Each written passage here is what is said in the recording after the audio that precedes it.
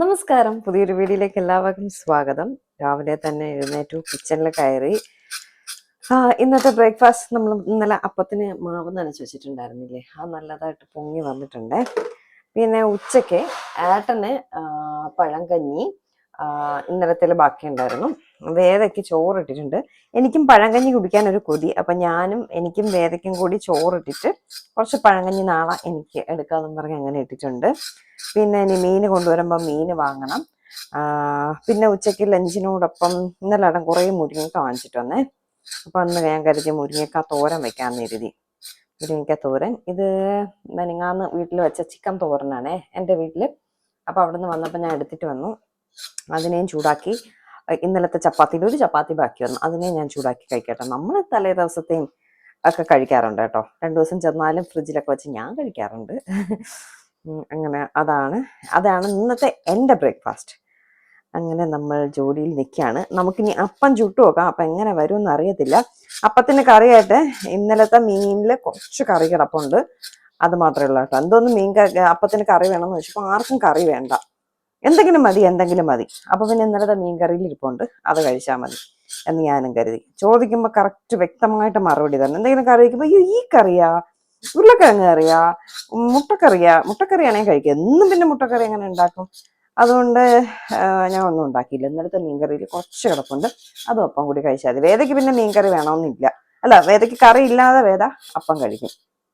അപ്പോൾ രാവിലെ ചെറുതായിട്ട് മഴയെല്ലാം പെയ്ത് അങ്ങനെ നിൽക്കുകയാണ്. നല്ലൊരു മൂടി ക്ലൈമറ്റിൽ നിൽക്കുക കേട്ടോ. അപ്പോഴേക്കും നമ്മുടെ മീൻചേട്ടൻ വന്നു. ഇന്ന് ഏട്ടന് പുറത്ത് പോയി വാങ്ങാനൊന്നും വയ്യ, മുതുക് ഭയങ്കര വേദന, ഇതുവരെയും അതിന് കുറവില്ല.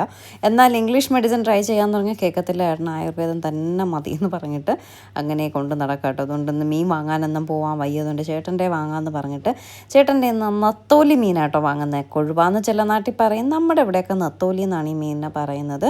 അങ്ങനെ നത്തോലി മീൻ വാങ്ങിച്ചു. അപ്പോൾ ചോറും നത്തോലി മീൻ കറിയൊക്കെയാണ് ഇന്ന് ഉച്ചയ്ക്ക് വരുന്നത്. മഴയൊക്കെ ആയതുകൊണ്ട് തന്നെ അധികം മീനൊന്നും ഇല്ല കേട്ടോ. ചേട്ടൻ്റെ ഈ മീനും പിന്നെ കൊഴിയാളാന്ന് പറഞ്ഞിട്ടുള്ള മീനും ഉണ്ട് കേട്ടോ. നമ്മുടെ ട്രിവാൻഡ്രത്ത് കൊഴിയാളാന്ന് പറയും, നിങ്ങളുടെ നാട്ടിൽ എന്ത് പറയുമെന്നറിയില്ല.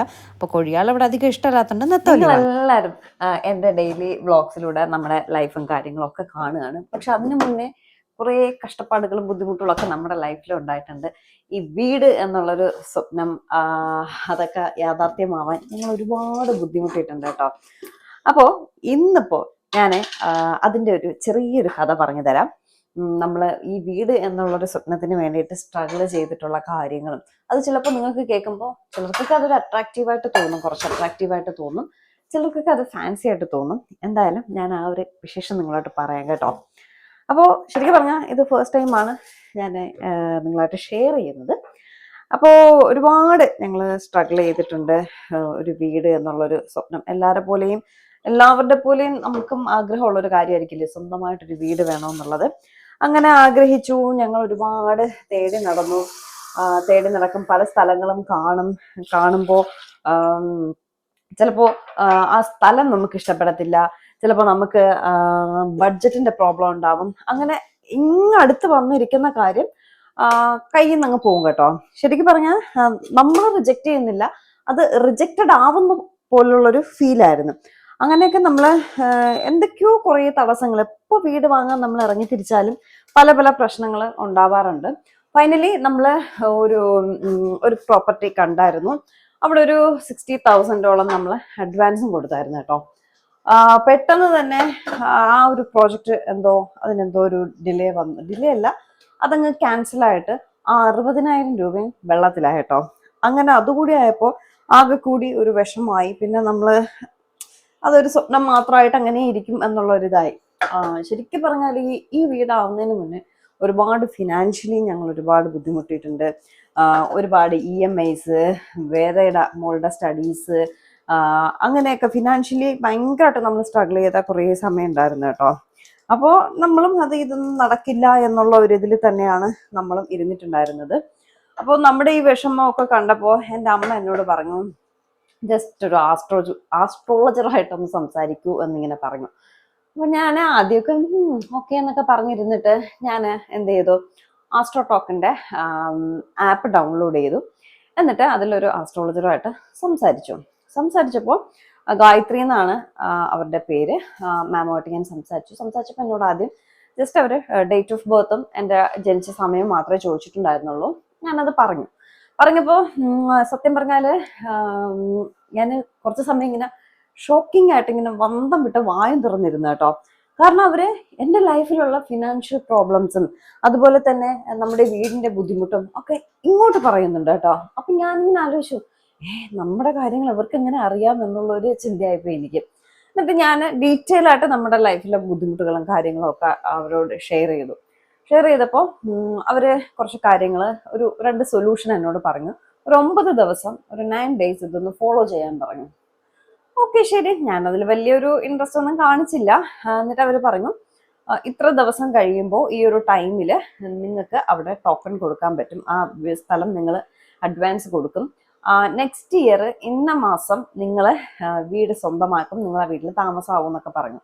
അപ്പോഴും ഞാൻ വലിയ കാര്യമായിട്ട് കൊടുത്തില്ല. പിന്നെ നമ്മൾ അത്രയും ബുദ്ധിമുട്ടായതുകൊണ്ട് ഒരു അവസാന പിടിവള്ളി എന്നുള്ള രീതിയിൽ ഞാൻ ശരി അവർ പറഞ്ഞ രീതിയിൽ 9 ദിവസം ആ ഒരു 2 സൊല്യൂഷൻ അവർ പറഞ്ഞ കാര്യങ്ങൾ ചെയ്തു ഒരു 17-18 days ആയപ്പോൾ അവർ പറഞ്ഞ അതേ ആ ഒരു ഡേറ്റിൽ നമുക്ക് ഈ ഒരു പ്രോപ്പർട്ടിക്ക് അഡ്വാൻസ് കൊടുക്കാൻ പറ്റി.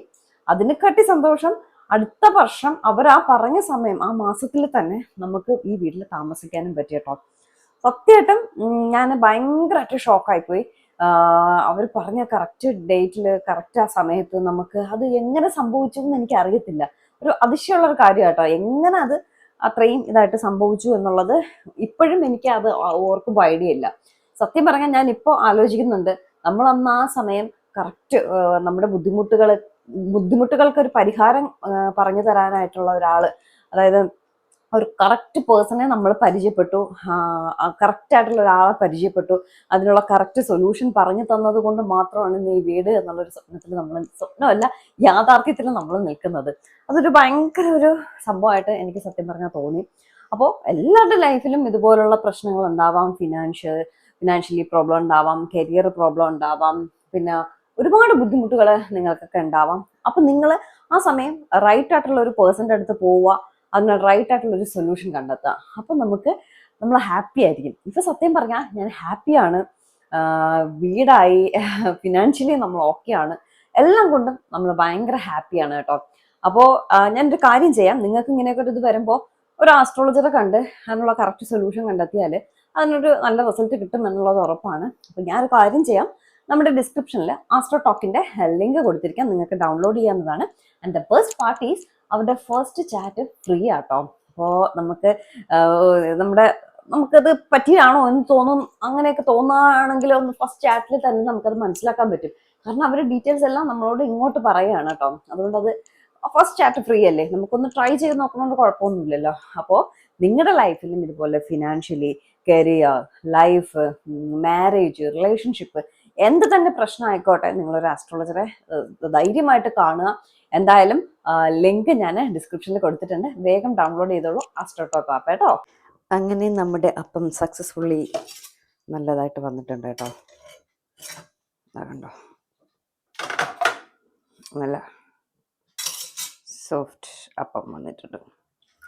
ചില ദിവസങ്ങളിൽ സക്സസ് ആവും കേട്ടോ, ചില ദിവസങ്ങളിലാണ് പണി കിട്ടി പോകുന്നത്. ഈസ്റ്റ് ഇട്ടാൽ പിന്നെ വലിയ കുഴപ്പമില്ല, എത്ര അഴുക്കപ്പവും നല്ല അപ്പമായിട്ട് കിട്ടും. അതുകൊണ്ടാണ് ഈസ്റ്റ് ഇടുന്നത്.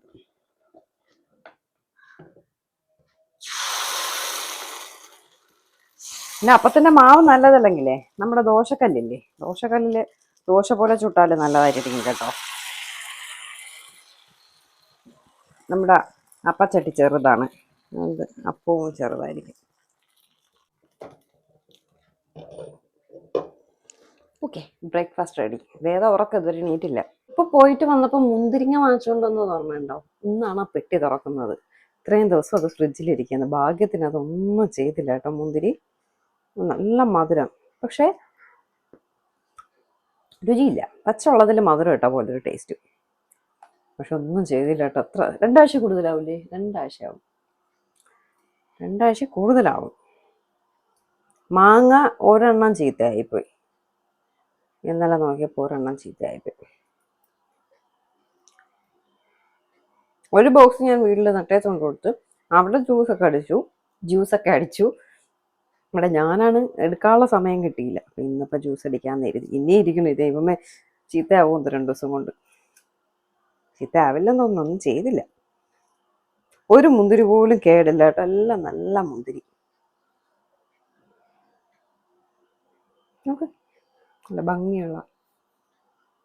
ഞാനേ അതിഗംഭീരമായിട്ട് വീഡിയോ ഒക്കെ എടുക്കുമായിരുന്നേ, പക്ഷേ മൈക്ക് ഓണല്ലായിരുന്നു കേട്ടോ. എൻ്റെ മൈക്ക് സർവീസിന് കൊടുത്തിരിക്കുകയാണ്, അത് ഇതുവരെ കിട്ടിയിട്ടില്ല. അപ്പോൾ വേറൊരു മൈക്കാണ് ഞാൻ വച്ചിരിക്കുന്നത്. ആ മൈക്ക് അത്ര ശരിയല്ല കേട്ടോ, അത് വർക്കിംഗ് അല്ലായിരുന്നു, ഓണല്ലായിരുന്നു. അത് നമ്മുടെ മൈക്കിലും പറ്റും, പക്ഷേ ഇതിപ്പോൾ ഓണല്ലായിരുന്നു, ഒട്ടും ശബ്ദം ഉണ്ടായിരുന്നില്ല. അതുകൊണ്ടാണ് വോയിസ് ഓവർ ചെയ്യുന്നത്. അങ്ങനെ ജോലിയൊക്കെ കഴിഞ്ഞു, കുളിയൊക്കെ കഴിഞ്ഞതേ മുടിയെല്ലാം കെട്ടി സെറ്റപ്പ് ആക്കുകയാണ്. അപ്പം ഞാൻ കരുതി, ഞാൻ കഴിഞ്ഞ ദിവസം ത്രെഡ് ചെയ്യാനായിട്ട് മുടി വെട്ടി അവിടെ സ്റ്റെയിൻ സ്റ്റൈലിൽ തന്നെ പോയായിരുന്നു. അപ്പോൾ ആ മുടി വെട്ടിയ കൂട്ടി ഒരുപാട് കസ്റ്റമേഴ്സ് വന്നിട്ട് ശ്രീകുട്ടി വെട്ടിയതുപോലെ വെട്ടിത്തരാൻ പറഞ്ഞായിരുന്നു. ഒരുപാട് പേര് വന്നിരുന്നു എന്ന് പറഞ്ഞു കേട്ടോ. നമ്മളന്ന് കാശ്മീരിൽ പോയപ്പോഴല്ല ഇങ്ങനെ മുടിയൊക്കെ വെട്ടി സ്റ്റൈലിന് പോയത്. ശ്രീനഗർ വരെ എന്തൊരു സ്റ്റൈലായിരുന്നു. പിന്നെ എങ്ങനെയെങ്കിലുമൊക്കെ വാരി വലിച്ച് പ്രാന്തികളെ പോലെ ആ വീഡിയോ ഒക്കെ കാണുമ്പോൾ എനിക്ക് ചിരി വരും കേട്ടോ. അങ്ങനെ മുടിയൊക്കെ ഒന്ന് സെറ്റ് ചെയ്ത് വളർന്നു തുടങ്ങി കേട്ടോ. എൻ്റെ മുടി പെട്ടെന്ന് വളരും, വെട്ടി കുറച്ച് കഴിയുമ്പോൾ തന്നെ നന്നായിട്ട് വളർന്നു തുടങ്ങും. പക്ഷേ നല്ല സ്റ്റൈലായിട്ടുണ്ട്. അങ്ങനെ മുടിയൊക്കെ ഒന്ന് സെറ്റ് ചെയ്ത ശേഷം ഇനി ചോറ് കഴിക്കാമെന്ന് കരുതി. ഞാൻ കഴിക്കുന്നില്ല, വേദയ്ക്ക് ചോറ് കൊടുക്കാൻ കരുതി. ഞാനീ മുന്തിരി ജ്യൂസും എന്താണ്ടൊക്കെ വാരി കഴിച്ച് എനിക്ക് വയറ് നിറഞ്ഞിരിക്കുകയാണ്. അപ്പോൾ ഞാൻ കരുതി വേദയ്ക്ക് ചോറ് കൊടുത്തിട്ട് നമുക്ക് ഈ കുഞ്ഞ് വീഡിയോ എൻഡ് ചെയ്യാമെന്ന്. കാരണം വേറൊന്നുമല്ല, വസ്ത്രയുടെ കുറേ ഓർഡേഴ്സും കാര്യങ്ങളൊക്കെ വന്ന് കിടപ്പുണ്ട്. പിന്നെ വേദ ട്യൂഷനാക്കണം, അങ്ങനെ കുറേയേറെ അരി ഉഴുന്ന് അരക്കാനിട്ടിട്ടുണ്ട് ഇഡ്ഡലിക്കും ദോശയ്ക്കൊക്കെ ആയിട്ട്. അപ്പം അങ്ങനെ കുറേയേറെ കാര്യങ്ങളുണ്ടേ.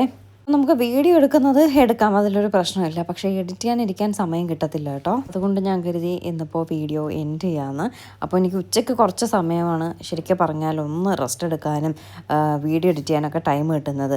നമ്മൾ രാത്രി വരെ വീഡിയോ എടുത്തിട്ട് പിന്നെ എനിക്ക് ടൈം കിട്ടില്ല എഡിറ്റ് ചെയ്യാൻ. ഒരുപാട് ഓർഡേഴ്സൊക്കെ രാത്രിയാണ്, ഈവനിങ് വരാറുണ്ട്. പിന്നെ അതിൻ്റെ പുറകെ നിൽക്കണം. പിന്നെ കിടക്കുമ്പോൾ തന്നെ 11-12 മണിയാവും കേട്ടോ. ഇപ്പോൾ വസ്ത്രം ഉണ്ടെങ്കിൽ അങ്ങനെയാണ് അവസ്ഥ. അതിനിടയ്ക്ക് എനിക്ക് വീഡിയോ കൂടി എഡിറ്റ് ചെയ്യാനുള്ള സമയം ഇല്ലാത്തത് കൊണ്ടാണ് ഇപ്പം അങ്ങ് എൻഡ് ചെയ്യാമെന്ന് കരുതിയത്. അങ്ങനെ വേദയ്ക്ക് ചോറും നത്തോലി മീൻകറിയും മുരിങ്ങയ്ക്ക തോരനൊക്കെ വെച്ച് കൊടുക്കുകയാണ്. ഞാൻ നാളത്തേക്ക് കൂടി വേണ്ടിയിട്ട്, പഴങ്കഞ്ഞിക്ക് കൂടി വേണ്ടിയിട്ടാണ് ചോറിട്ടത് കേട്ടോ. അപ്പോൾ ലേശം ചോറ് ബാക്കിയൊന്നും, എനിക്ക് അത്രയും ചോറ് ധാരാളം നാളെ പഴങ്കഞ്ഞിക്കായിട്ട്. പക്ഷെ നാളെ നമുക്ക് വൈകിട്ടൊരു കല്യാണമുണ്ട്. അപ്പം ഈ പഴങ്കഞ്ഞിയും കഴിച്ചിട്ട് പോയാൽ കല്യാണത്തിനും കൂടെ കഴിക്കുമ്പോൾ ശരിയാവത്തില്ല. അതുകൊണ്ട് എന്ത് ചെയ്യും എന്നുള്ളൊരു കൺഫ്യൂഷനിലാണ്. മിക്കവാറും ആ പഴങ്കഞ്ഞി കഴിക്കൽ നാളെ നടക്കത്തില്ല കേട്ടോ. അങ്ങനെ വേദയ്ക്ക് ചോറെല്ലാം കൊടുത്ത ശേഷം ഞാൻ എൻ്റെ ബാക്കി പരിപാടികൾ ചെയ്യാമെന്ന് കരുതി. വേദ ചോറ് എടുത്ത് കഴിക്കത്തില്ല, ഭയങ്കര ചെല്ലമാണ് കേട്ടോ. പ്രത്യേകിച്ച് കറികളുള്ളതുകൊണ്ട്, ചിക്കൻ ബിരിയാണിയോ ചിക്കനോ ഒക്കെ ഉണ്ടായിരുന്നില്ല വേദ എടുത്ത് കഴിക്കാൻ എന്നെ തൊടാൻ സമ്മതിക്കില്ല. പക്ഷേ വേദ അതിൽ മുരിങ്ങക്കായും മീനും ഒക്കെ ഇരിക്കുന്നതുകൊണ്ട് ഞാൻ തന്നെ എടുത്ത് കൊടുക്കണം. നമ്മൾ കഴിക്കും, പക്ഷേ ഇതൊന്നും തൊട്ട് നോക്കത്ത് പോലും ഇല്ല. അതുകൊണ്ട് എന്തെങ്കിലും ഉള്ളിൽ ചെല്ലട്ടെ എന്ന് കരുതിയിട്ടാണ് ഞാൻ എപ്പോഴും എടുത്ത് കൊടുക്കുന്നത് കേട്ടോ. 12 വയസ്സായ കുട്ടിയാണ് വേദ, പക്ഷേ എങ്കിലും അവൾ കഴിക്കണമെങ്കിൽ കഴിക്കട്ടെ എന്ന് കരുതിയിട്ടാണ് ഞാൻ എടുത്ത് കൊടുക്കുന്നത് കേട്ടോ. ഒരു സൈഡിൽ ഡോബി വർക്ക് ചെയ്തുകൊണ്ടിരിക്കുകയാണ്. അപ്പോൾ എന്തായാലും ഇന്നത്തെ വിശേഷം ഇത്രയേ ഉള്ളൂ. വേറെ പുതിയ വിശേഷമായിട്ട് നമുക്ക് നാളെ കാണാം. Tata, bye bye.